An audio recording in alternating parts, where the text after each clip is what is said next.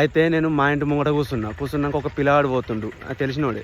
అరే ఎటు పోయినవరా అంటే పాల ప్యాకెట్ తెమ్మన్నాడు మా డాడీ అన్నాడు. అని చేతిలో ఒక బజ్జీ ఉంది. ఆ బజ్జీలు ఎక్కడిరా అంటే మా అమ్మ చేసింది ఇప్పుడే బజ్జీలు అన్నాక నేను బజ్జీలు చేసింది పాల ప్యాకెట్ పట్టుకపోతుండే కొంచెం మొహం కడుకోవాలి ఇంటికి పోతే బజ్జీలు పాల ప్యాకెట్ తినచ్చు మంచి చల్లగా ఉంది వాతావరణం కూడా మంచిగా ఉందని అనుకున్నా. అంత మొహం కడుకోవాలి ఇంటికి పోయినా ఆయన కొంచెం పెద్ద ఆయన ఎవరో తమ్మి ఎటు వచ్చినారంటే గిటు పోతుంది అట్లా ఇటు వచ్చి కలిసిపోదామని వచ్చింది అన్నాక అంతే ఇక అదొకటి మాట్లాడుతున్నాయి. నేను వాతావరణం మంచిగా ఉంది చల్ల అది దున్నులు స్టార్ట్ అయితే వర్షాలు పడుతున్నాయి అంటే అవురా ఇక స్టార్ట్ అవుతాయి అని చెప్పాను. ఇక బాగా చూస్తుంది అదొకటి మాట్లాడుతున్నా.